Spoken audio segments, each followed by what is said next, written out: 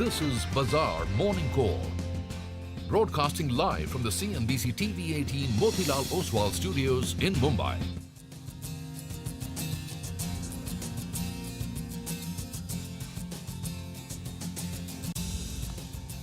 Good morning. You're with us here on a fresh new edition of Bazaar Morning Call. We are kicking off a fresh new week.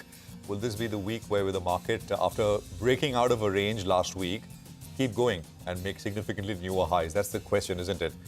We are coming to you from the CNBC TV 18 Motilal Oswal studios. I'm Prashant. As always, with me, my colleagues Sonia and Nigel.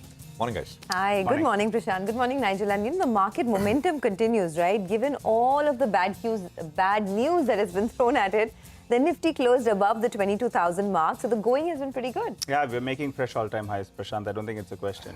We're going there. Maybe we go there today as well, but we're going there for sure. Absolutely. But will we keep going after that, right? Because the new high is very close by, and we'll kind of have to talk about that.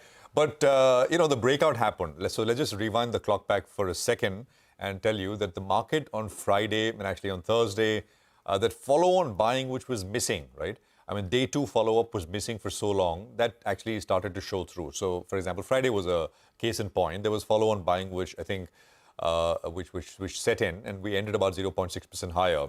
Now, the Nifty presumably is targeting new highs, new all-time highs in that sense, and I'll get to levels in a bit from now. U.S. markets, right? It's a bit of a setback in the U.S., largely on the back of inflation numbers. S&P was down 0.5%. The Nasdaq is down about 1% or so. And U.S. inflation data. So we had CPI numbers, that's consumer price inflation, and then we had producer price index numbers, which came through on Friday. It remains uncomfortably high. I mean, both these data points, and that's a headache for the Fed.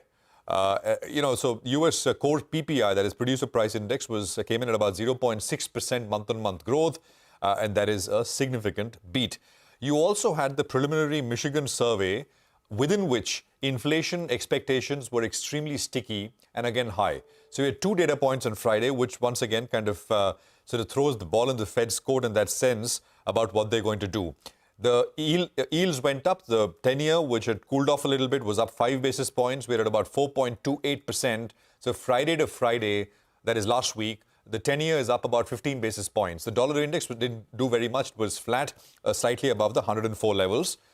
Just this one interesting data point. From the beginning of this year, the 1st of January till where we are right now, the futures market has removed about 70 basis points of rate cuts which they'd priced in. So they've taken that out, right? That's what we've been talking about. Rate cuts, the first rate cut in terms of expectation has been pushed out to June, and the quantum of rate cuts that market expected to see on the 1st of January, perhaps it was an exaggeration, that's also come down quite a bit. And you got these inflation numbers which have come through, which I think will add to this. Oil prices, they're holding above $83 a barrel. So, I mean, this is important because, not just for the market overall, but, oil, OMC, standalone refiners, these have been such pockets of momentum, right? So keep an eye out on this one. All right. By the way, China is back from New Year, lunar New Year holidays. They're back today. So we'll kind of talk more about China as well as we go along. U.S. markets are on a holiday today, so no action in that sense. So we'll operate in a bit of a vacuum off of the cues that we got on Friday. Now to the levels. Nifty is inching towards the resistance line of 22,130. What do I mean by that? Basically, the market's gotten to these levels. 22,126 essentially was the high. We've gotten to this level 3 times, and then the market's kind of come off. That's the reason why it's a minority. But there is a view that perhaps, once you kind of reach there, is there enough fuel in the tank for the market to keep going above that? So 22,130 approximately is that sort of number on the Nifty spot, which you need to close above in a convincing way for upsides to kind of open up. The 20-day, on the downside, the supports come in at the 20-day, which is 21,700, and the low of 21,530 are key downside levels to watch out for. And of course, a break below 21,530 will be decisive. The Bank Nifty almost hit the previous high of 46,892 on Friday. It didn't quite get there, but almost there. And that's the first level for the Nifty Bank to take out. Remember, stocks like HDFC Bank, etc., seemingly have made a bit of a bottom. Bank Nifty, and on the downside, must not break the 40-week exponential average, which is 44,858. I would still say the thing to do is to buy the dips and not chase the rise or chase the rally. It's not a big rally the GIFT Nifty is indicating. I think it's about 40, 50 odd points or so. But I think the big one is going to be whether the market kind of bumps into that level on the upside, which it's not been able to take out the last 2 or 3 times, or it respects that, or it keeps going with momentum. And what will lead this, I think, will be interesting to watch as well. Sonia. Oh, absolutely. And the momentum continues, right? There's no two ways about that. The Nifty, after all the to and fro that we saw last week, closed above the 22,000 mark, which was a milestone, at a 1-month high on the Nifty. And the dips are getting bought day after day. It's been 4 straight weeks, 4 consecutive weeks of gains for the index now. And if you look at it on Friday as well, we saw buying both from foreign as well as domestic institutions. DIAs bought almost 1,600 crores in one trading session. In fact, DIAs have been pumping in money for the last 5 consecutive trading sessions. And now in the month of February already, domestic institutions have pumped in almost 18,000 crores. So large chunks of money coming in from the domestic fraternity. Autos have been surging. In fact, on Friday, you saw names like Bajaj, Maruti, TVS, M&M all hitting record highs. Put together, all of these stocks saw a cumulative 1,000 crores of delivery-based buying. Bajaj, Maruti, M&M and TVS put together. So, you know, that is one space that could continue to see traction in the days to come. There is an HDFC Bank analyst meet later today. There's the FTSE rebalancing as well. So all of that, should be kept in mind. Paytm has tied up with Axis Bank as its nodal bank. So that could perhaps give some amount of relief to the Paytm stock. Keep that on your radar as well. And if you're looking out for global cues, the US markets are closed later today, so no cues coming in from there. But all eyes will be on the US FOMC minutes that come out this Thursday. So lots to reckon with. And this morning looks like it's going to be a pretty decent start for the markets, up almost about 55 odd points. So I guess it's green all the way. Well, that's right. It's green all the way, Sonia, to kickstart trade. And if you look at the 1-month chart of the Nifty, actually, when we started the series, people were a little bit cautious. Why are the FIs, net short on the index? Well, that's been a blessing in disguise because the markets have seen a rally of around 690 to around 700 points in this series so far, from January 25th, effectively. And that's the power of short covering. So you just pull up a data point. The FIs at the start of the series, well, they were aggressively net short. That positioning has come down gradually. From around 78%, it's come down to around 62%. That's not all. If you pull it up in absolute terms as well, at the start of the series, they were net short by 1.1 lakh crore, 1.1 lakh contracts. And that's come down to around 68,000. So there's been close to around 40,000 contracts that have got covered out from the FIs. And that's also telling you the same picture in percentage terms. Short point, FI is net short. That's been a trigger to go ahead and buy the Nifty. And that's worked out for the last few series. On Friday's trading session, well, they added more long positions, close to around 10,000 contracts in comparison to 5,000 contracts on the short side. So that was in the ratio of around 2:1.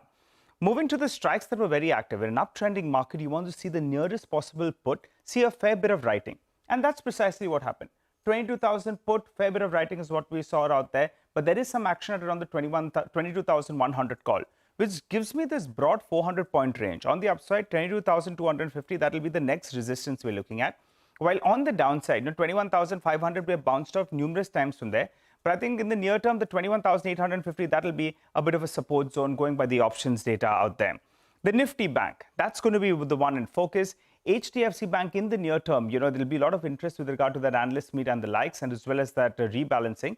So the Nifty Bank has done well for the last few sessions, and now it's crossed, the 20 DMA, but you'll want it to get past the 50 DMA, and that's around 500 points away from current levels. So that 46,900 to around 47,000, that's the next hurdle. You want the Nifty Bank to go there. If that's the case, well, the Nifty will get a lot of support from that as well. Stock of the day for me will be Tata Communications, because I was looking at the data points. It had a bit of a breakout that we saw on Friday's trading session. So now it's trading above the 20 as well as the 100 DMA. So let's get that chart up for you. It's crossed those crucial technical levels. And backed by that, you have fresh long addition in the F&O market. Close to open interest was up by roughly around 5%. And there was some delivery-based buying as well, which was much higher than what we've seen on averages. So the markets opened up well in the green. Tata Communications, a stock maybe you could keep on your radar. And let's see if the Nifty Bank has enough to go to those 50 DMA out mark. All right. Thanks a lot, Nigel, for that. So lots to talk about in trade as we begin a brand new day. On the equities front, we have Surendra Goyal of Citi, who says that Q3 delivered another resilient earnings season with BSE 100 EBITDA growth at 18% and the Nifty EBITDA growth at 13% year-on-year, largely led by industrials and energy. He says earnings growth for BSE 100 was also ahead at 19% and Nifty at 10% year-on-year. He adds key sectors with both earnings beat and upwards revision to estimates include auto and healthcare, while financials and materials missed estimates and saw downward revisions in earnings. All right. Morgan Stanley's Rhythm Desai says that earnings growth trend remained intact in the third quarter as margins expanded for the fourth straight quarter. Revenue and earnings growth beat expectations, albeit breadth in earnings beat was at a 5-year low. He adds the broader market earnings outperformed the narrow market. Well, we have a lot of stock-specific action track for you. We get to that in just a bit. For the time being, though, we run you through the list. We look at HDFC Bank, Dr. Reddy's, Paytm, Sula Vineyards, Balrampur Chini, Tata Power, Data Patterns, Crystal, Titagar Rail Systems, as well as defense stocks. All of them will be reacting to positive news flow. It's a Monday morning, and in our top 10 segment, most of the stocks will be reacting to positive news flow.